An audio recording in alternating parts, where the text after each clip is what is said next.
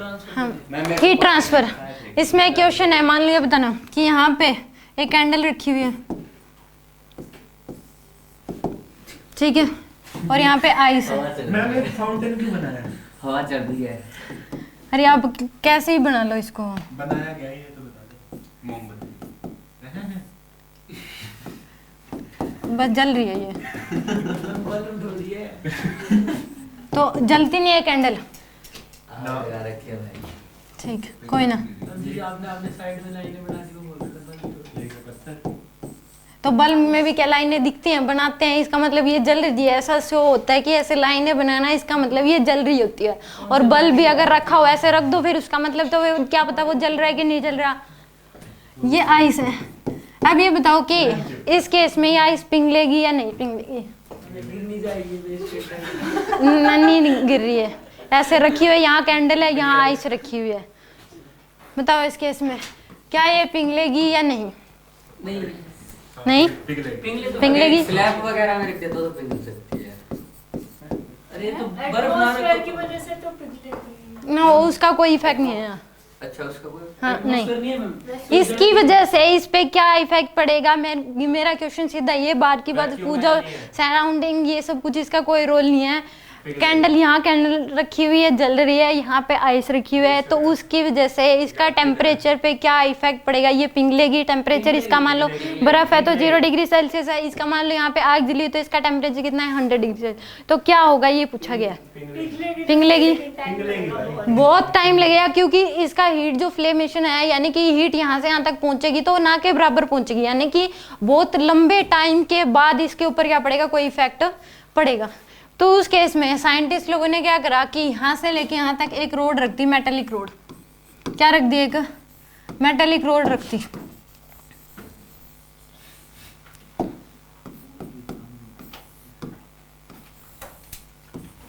अब बताओ क्या होगा। यहाँ का टेम्परेचर कितना है? 0 डिग्री सेल्सियस आइस है। यहाँ का टेम्परेचर कितना मान लिया? मान लो 100 डिग्री सेल्सियस। एक मेटेलिक रोड रख दी इन दोनों के बीच में। तो उस केस में अब क्या होगा? जल्दी पिघलेगी।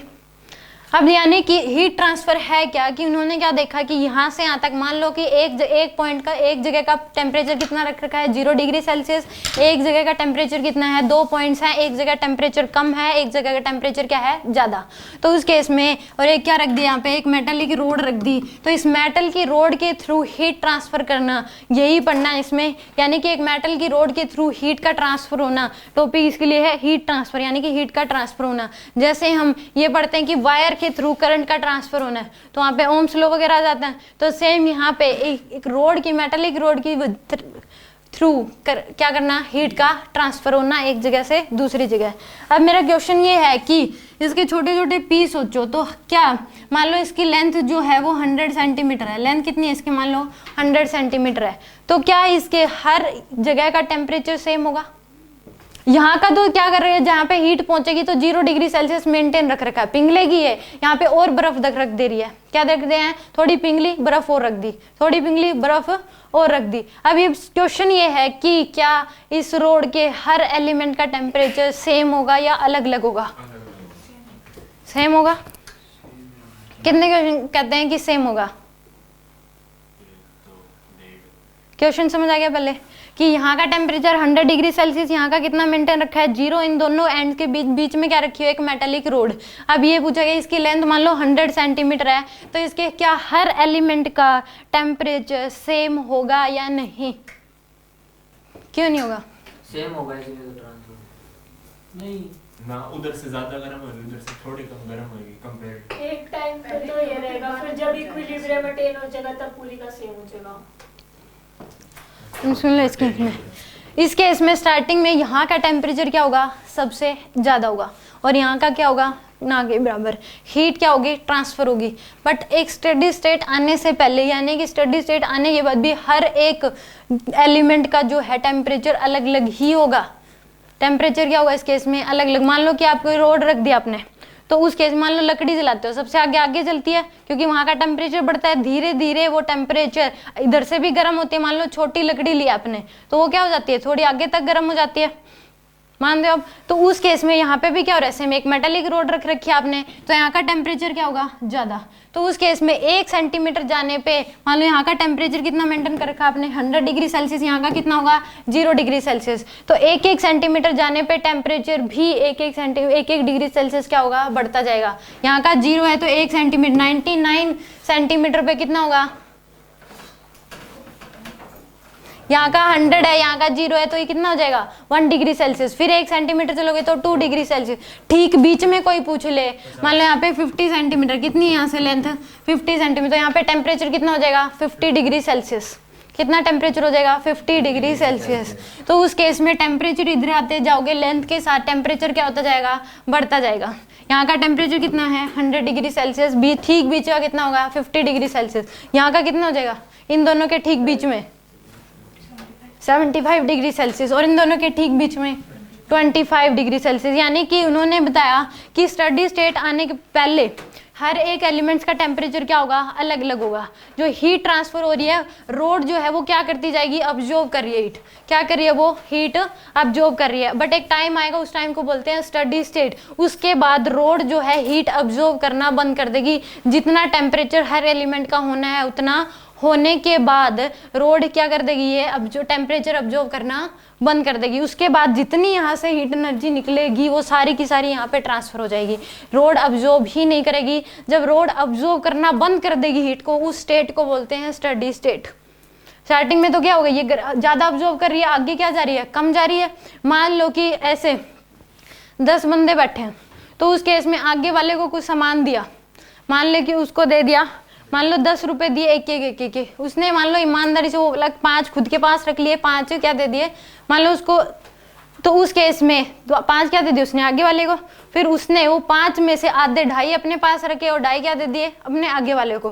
फिर उस केस में वो 2.5 उसने आधे अपने पास रखे और आधे क्या दे दिए अगले वाले को। तो उस केस में पहले क्या रख रहा है वो ज़्यादा, आगे क्या हो रहा है इसका आधा आधा ट्रांसफर। तो सेम ये क्या कर रही है, पहले अपने जितनी भी यहाँ से निकली, मान लो 100 जूल निकली तो 50 इसने अब्जॉर्ब कर ली, 50 अपने अगले वाले एलिमेंट को दे दी उसने, उसमें से आधी अब्जॉर्ब कर ली, अगली उसके अगले वाले को दे दिया एलिमेंट को। तो इस तरीके से यहाँ तक क्या होगी, बहुत कम पहुंचेगी स्टार्टिंग में। तो एक टाइम आएगा, मान लो यहाँ का इसने इतनी अब्जॉर्ब करनी थी कि यहाँ का टेम्परेचर मान लो इसने 200 जूल अब्जॉर्ब करनी थी, तो ये क्या कर ली इसने 200। जब ये इसकी जितना उसने अब्जॉर्ब करनी थी तो उसको भी जितनी पहुंचेगी उसको भी उतनी ही अब्जॉर्ब करनी थी। तो स्टडी स्टेट आने के बाद ये रोड क्या होगी, एक भी एलिमेंट हीट क्या करेगा, अब्जॉर्ब नहीं करेगा। जितनी यहाँ से निकलेगी सारी की सारी क्या हो जाएगी, यहाँ पे पहुंच जाएगी। मान लो यहाँ से 50 जूल निकली तो उस केस में 50 जूल की सारी यहाँ पे पहुंचेगी। रोड अब्जॉर्ब करना बंद कर देती है, उस स्टेट को बोलते हैं थर्मल स्टेडी स्टेट। समझ में आ गया, लिखो पहला पॉइंट। तो थर्मल स्टेडी स्टेट क्या होता है, a state when no heat is absorbed by the element of road. A state when no heat absorbed, a state when no heat is absorbed by the elements of road. When no heat is absorbed, if no heat absorbed by the elements of road, यानी कि इसके छोटे छोटे piece की form में सोचो कि जब हर एक पीस हीट अब्जॉर्ब करना बंद कर देगा, उस स्टेट को बोलते हैं thermal steady state. A state when no heat absorbed by the elements of road is called thermal steady state. Heat transfer का मतलब है, टॉपिक ये है कि मेटल रोड के थ्रू हीट एक जगह से दूसरी जगह ट्रांसफर होना। अब ये सारी जो आगे की पॉइंट्स हैं, ये सारी की सारी बातें शुरू होती है थर्मल स्टेडी स्टेट अब आ चुकी है। स्टेट क्या आ चुकी है, अब थर्मल स्टेडी स्टेट आ चुकी है, उसके बाद बात हो रही है अब, ठीक है। तो उस केस में ये रोड जो है एक हीट अब्जॉर्ब करेगी नहीं, तो उस केस में जितनी यहाँ से निकलेगी सारी यहाँ पे पहुंचेगी। तो उस केस में इसके एक क्रॉस सेक्शन स्टेडी स्टेट आने के बाद इसके एक क्रॉस सेक्शनल एरिया में 1 सेकंड में जो हीट ट्रांसफर होगी उसको बोलते हैं थर्मल करंट। उसको क्या बोलते हैं हम, थर्मल करंट। जैसे हम कहते हैं कि वायर है, उसके एक क्रॉस सेक्शन एरिया में से पर सेकंड जितना चार्ज पास करेगा उसको क्या बोलते हैं, करंट बोलते हैं। वो क्या होता है, इलेक्ट्रिक करंट होता है। तो यहाँ पे थर्मल स्टेडी स्टेट आने के बाद इस रोड के क्रॉस सेक्शनल एरिया में से 1 सेकंड में जितनी हीट ट्रांसफर होगी उसको क्या बोलते हैं हम, थर्मल करंट। dq/dt से रिप्रेजेंट करते हैं। क्या होगी वो, dq/dt। लिख लो thermal current, D Q by D t क्या है, थर्मल करंट, रिप्रेजेंटेशन है, सिंबॉलिक रिप्रेजेंटेशन है D Q by D T, thermal current. Amount of heat pass through the cross sectional area, amount of heat passed through the cross sectional area in 1 second after steady state।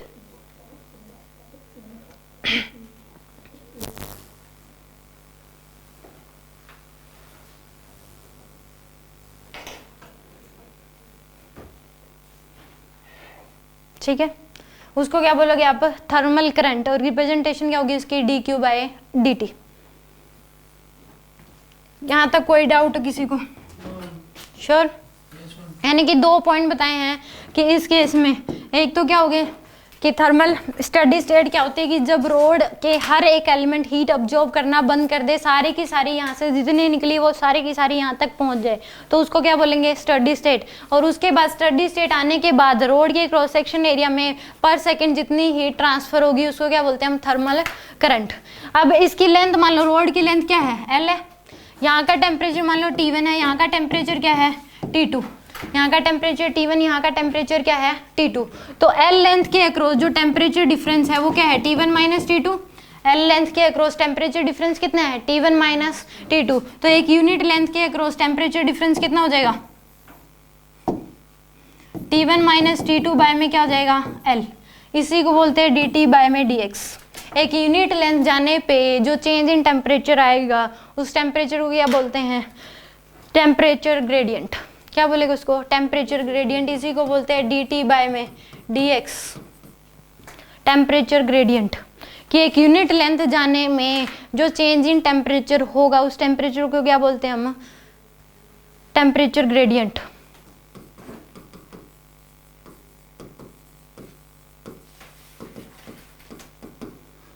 Note कर लो इसको, dt by d x क्या हो जाएगा, T1 minus T2 by में L।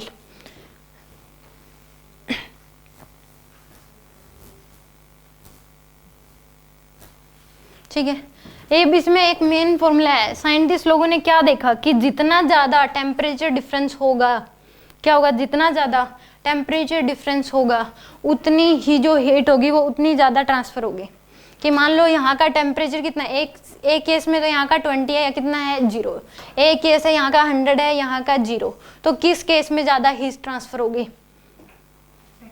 Second case में, जिसमें temperature difference क्या होगा, ज़्यादा होगा, उसमें हीट ट्रांसफर क्या होगी, ज़्यादा होगी। ये प्रैक्टिकली करके देखा गया कि जिस केस में टेम्परेचर दोनों एंड्स के बीच में जिसका टेम्परेचर ज़्यादा डिफरेंस होगा उस केस में हीट क्या होगी, ज़्यादा ट्रांसफर होगी। यानी कि फर्स्ट इक्वेशन उन्हें प्रैक्टिकली दी कि इस केस में D Q by D T जो है वो क्या है, डायरेक्टली प्रोपोर्शनल है डी टी बाय में डी एक्स के। यानी कि rate of change of temperature with length वो क्या होगी, उस केस में वो डायरेक्टली प्रोपोर्शनल होगी किसके, हीट ट्रांसफर के। स्टेडी स्टेट आने के बाद उतनी ही ज़्यादा हीट ट्रांसफर होगी जितना ज़्यादा टेम्परेचर डिफरेंस होगा। ठीक है, दूसरा उन्होंने कहा कि जो रेट हीट ट्रांसफर है वो डायरेक्टली प्रोपोर्शनल है क्रॉस सेक्शनल एरिया के। जितना ज़्यादा क्रॉस सेक्शनल एरिया होगा उसमें से उतनी ही ज़्यादा क्या होगी, हीट ट्रांसफर होगी। तो यानी कि इस रोड का कि जितना ज़्यादा क्या होगा cross sectional area, heat transfer क्या होगी पर सेकंड उतनी ही ज़्यादा होगी स्टेडी स्टेट आने के बाद। तो दो equation D Q by D T directly proportional होगा किसके, टेम्परेचर ग्रेडियंट के, और D Q by D T directly proportional होगा किसके, क्रॉस सेक्शनल एरिया के, रोड का जो क्रॉस सेक्शनल एरिया होगा उसके। तो इन दोनों इक्वेशन से D Q by D T जो है वो डायरेक्टली प्रोपोर्शनल होगा ए डी टी बाई में डी एक्स, और यहाँ पे प्रोपोर्शनलिटी कांस्टेंट लगता है के, यानी कि D Q by D T is equal to K A D T by में डी एक्स। ये है वो main formula.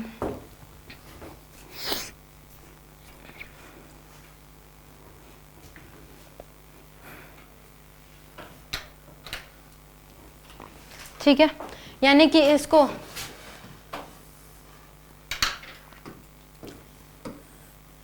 D Q by D t a into में d T by d x को क्या लिख सकते हो, T1 minus T1 minus T2 by में L, ये लिख सकते हो आप। के को नीचे लियो।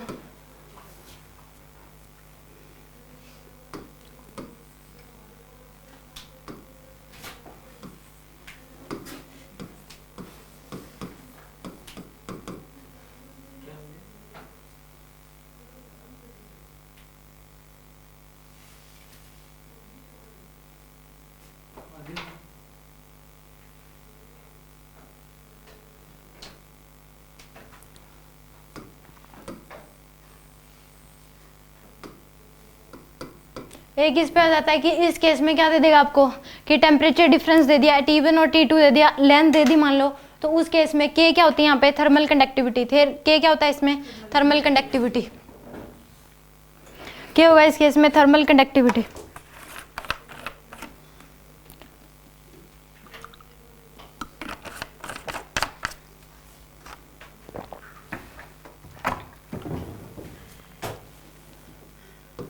T1 minus T2 divide by में Ka L बाय में K।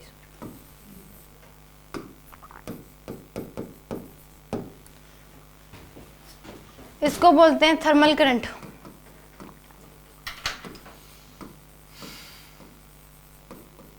ये थर्मल पोटेंशियल डिफरेंस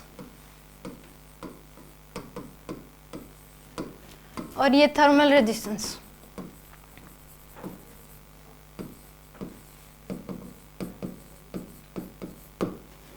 जैसे V इक्वल टू क्या होता है, IR, और I इक्वल टू क्या हो जाएगा, V बाई R।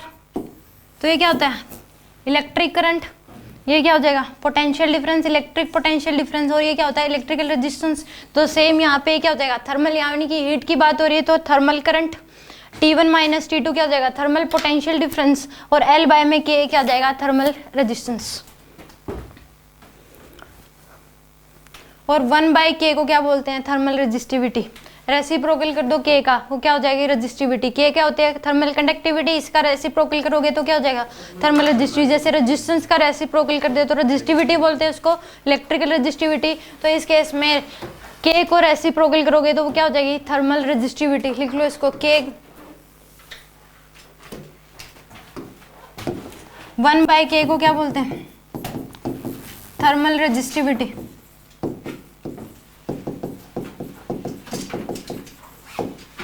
यानी कि Ka बाय में L।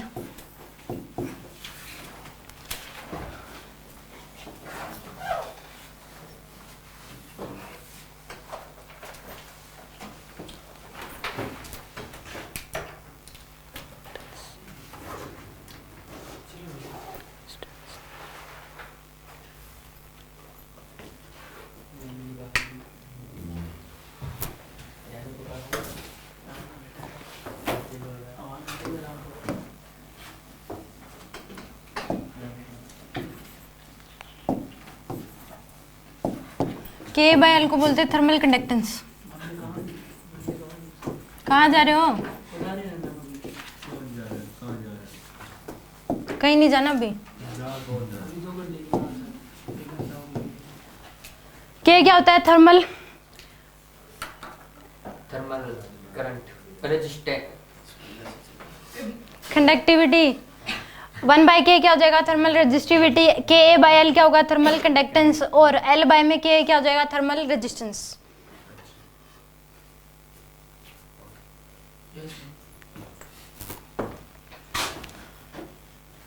ये टर्म्स याद रखनी है। मेन फॉर्मूला है dq by dt equal to T1 minus T2 by में L बाय में Ka। K को बोलते हैं थर्मल कंडक्टिविटी, 1 बाई K को क्या बोलोगे, थर्मल रेजिस्टिविटी, और Ka बाय L को क्या बोलते हैं, thermal conductance. L by K को क्या बोल दोगे आप, L बाय में Ka, थर्मल रेजिस्टेंस। ठीक है, थर्मल रेजिस्टेंस का रेसिप्रोकल थर्मल कंडक्टिविटी, K का रेसिप्रोकल थर्मल रेजिस्टिविटी। किसी को कोई डाउट यहाँ पे, श्योर? नेक्स्ट देखो इस केस में, यहाँ तक किसी को कुछ पूछना हो तो बताओ। यानी कि फर्स्ट टाइम तो याद रखनी है क्या है, स्टडी स्टेट होती क्या है, क्या होती है ब्रेन?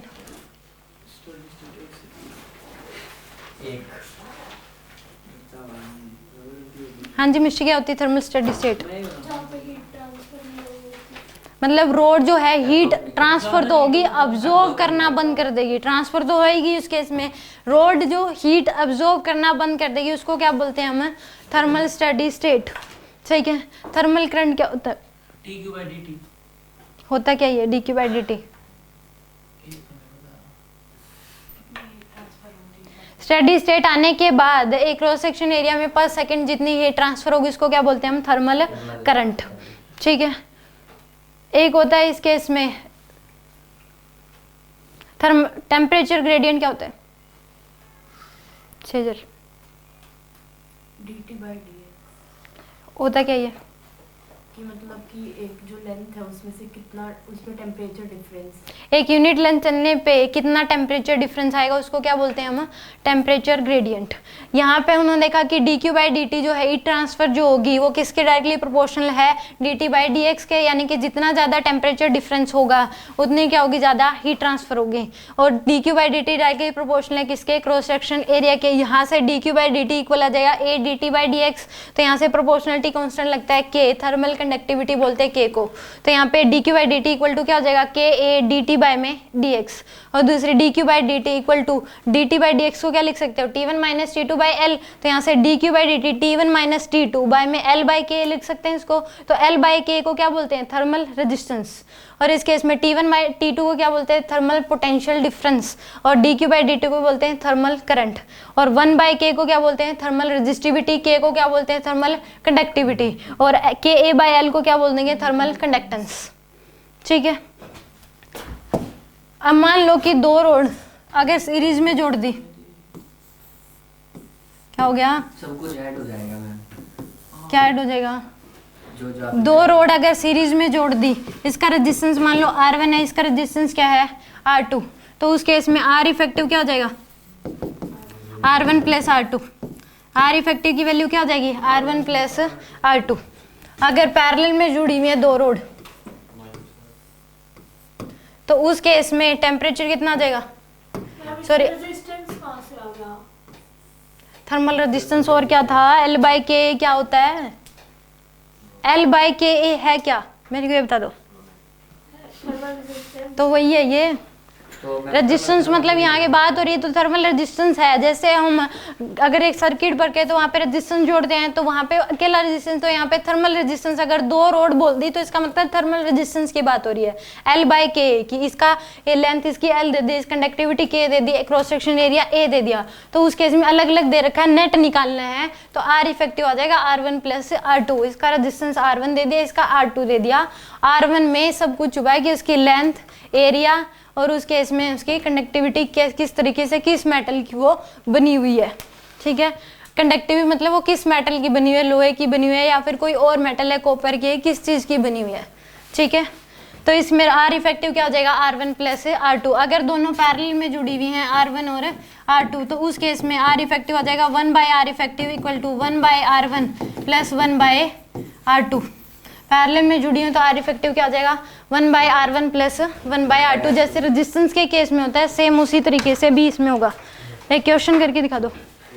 कहाँ भाग रहे हो? पता नहीं कहीं नहीं जाने वाला वो घर? सामने बैठेगा वहाँ। इसके क्वेश्चन करने हैं फिर ही जाना है, इतने नहीं जाना। ओके। लेंथ दे रखी है आपको 100 सेंटीमीटर। यहाँ का टेम्परेचर दे रखा है 10 डिग्री सेल्सियस, यहाँ का दे रखा है आपको 100 डिग्री सेल्सियस। यहाँ पर टेम्परेचर बताना है कितना होगा। 40 सेंटीमीटर चलने के बाद टेम्परेचर कितना होगा ये बताना है आपको। कंडक्टिविटी K दे रखी है, K दे रखा है, क्रॉस सेक्शन एरिया A दे रखा आपको। एक रोड है जिसके एक एंड का पॉइंट 100 डिग्री सेल्सियस दे रखा है, दूसरे एंड का 10 डिग्री सेल्सियस दे रखा है, लेंथ है 10 सेंटीमीटर। 40 सेंटीमीटर के बाद टेम्परेचर क्या होगा ये बताना है। क्या कह रहे हो? 100 सेंटीमीटर। पूरी रोड की लेंथ 100 सेंटीमीटर है। इस पॉइंट यहाँ का टेम्परेचर कितना है? 100 डिग्री सेल्सियस। यहाँ का टेम्परेचर है 10 डिग्री सेल्सियस। 40 सेंटीमीटर के बाद टेम्परेचर क्या होगा ये बताना है।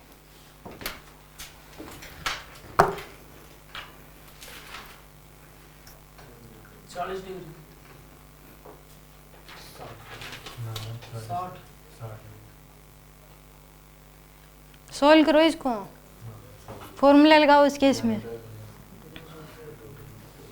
तो गलत है ना वो? मैं बोल रहा हूँ बिना सोल्व किए थोड़ी आया है। कहाँ सोल्व करा दिखाना, तभी तो गलत है।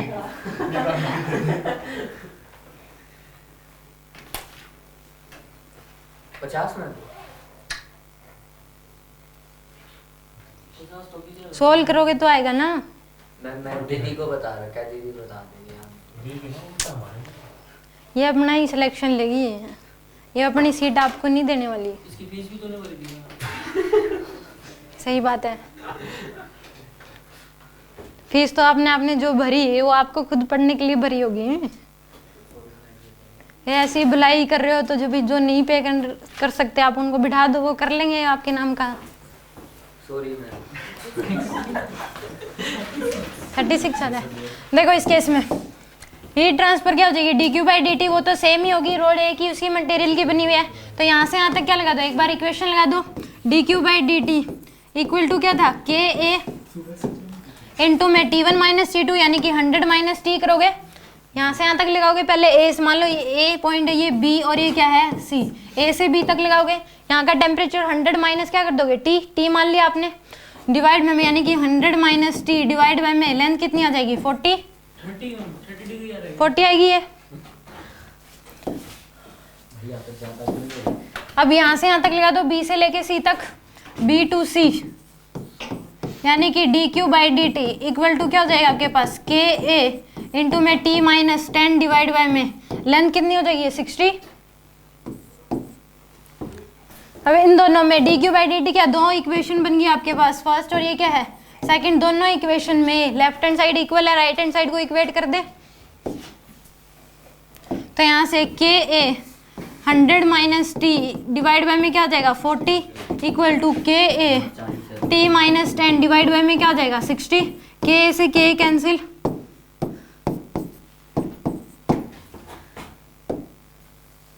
तो यहाँ से आपके पास क्रॉस मल्टीप्लाई कर दो, आ जाएगा 300 माइनस में 3t equal to 2t minus क्या आ जाएगा 20। ऐसे कैसे कट जाएगा, प्लस माइनस में, मल्टीप्लाई में थोड़ी ना है। 300 प्लस में 20 equal to 2t plus 3t। तो यहाँ से आ जाएगा आपके पास 320 इक्वल टू 60। तो t की वैल्यू आ जाएगी आपके पास 320 डिवाइड बाय में 6 डिवाइड बाय में 5 64 डिग्री सेल्सियस। ये आएगा आंसर इसका। कोई डाउट? एक क्वेश्चन और कर दो, बस एक और, कोई ना बात करो। तो ऐसा कौन सा आप भागे जा रहे हो, सेंटर में ही तो हो, पढ़ ही तो रहे हो। ये क्वेश्चन समझ आ गया? कोई डाउट? इतना अच्छे से आ गया, मैं मोर गोल में कुछ नहीं।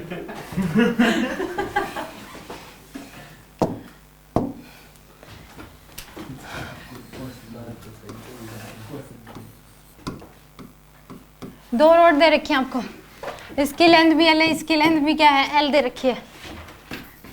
12 हो जाएगी मैम टोटल लेंथ।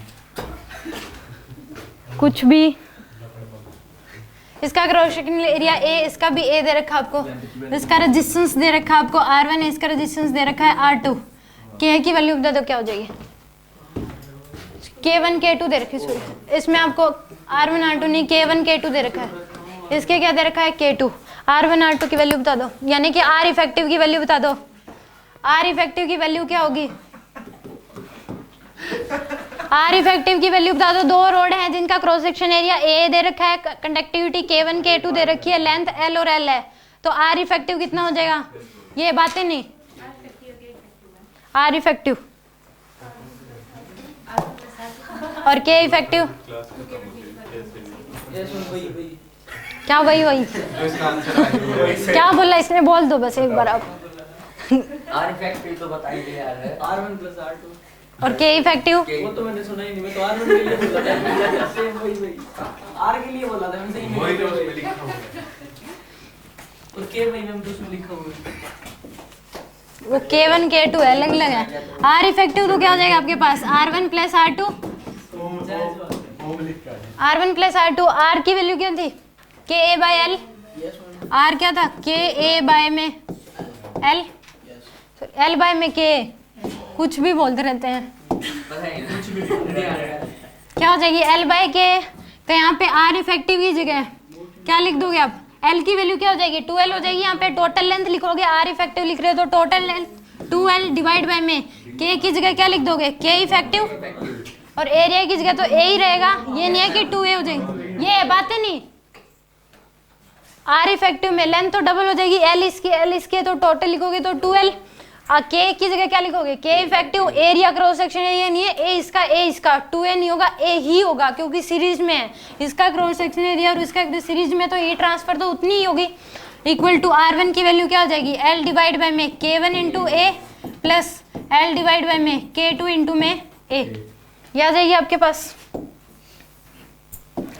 L से L कैंसिल तो 2 डिवाइड A से A कैंसिल तो 2 divide by K effective equal to क्या हो जाएगा 1 bye K1 plus 1 bye K2।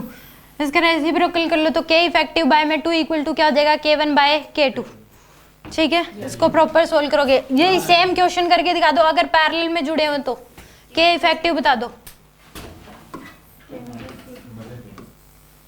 अगर पैरेलल में जुड़े हुए हैं, लेंथ L है, इसकी लेंथ भी L है, क्रॉस सेक्शन एरिया A, इसका भी A है, कंडक्टिविटी K1 दे रखी है, उसकी दे रखी है आपको K2। हम बता दो इस केस में K इफेक्टिव क्या होगा K1 प्लस K2 वही क्या, K1 प्लस K2। अब इस केस में 1 बाय R इफेक्टिव की वैल्यू किसके इक्वल आ जाएगी 1 bye R1 plus 1 bye R2। तो R इफेक्टिव लिखोगे तो R इफेक्टिव R क्या होता है L बाय K होता है, तो इसमें क्या लिखोगे K इफेक्टिव इंटू में क्रॉस सेक्शन एरिया अब 2A हो जाएगा क्योंकि A इसका है A इसका है, तो कितना हो जाएगा ये 2A, और लेंथ अब की बार क्या रहेगी L, लेंथ क्या होगी L इक्वल टू ये आ जाएगा आपके पास K1 into A divide by में L plus K2 into A divide by में क्या आ जाएगा L, यही रखोगे। L से L कैंसिल, A से A क्या हो जाएगा कैंसिल, तो 2K इफेक्टिव इक्वल टू क्या हो जाएगा K1 प्लस K2। तो यहाँ से K इफेक्टिव की वैल्यू डिवाइड बाय में दी K1 प्लस K2 बाय में 2। किसी को कोई डाउट? नो है। ठीक है, थैंक यू, मोस्ट वेलकम। धन्यवाद।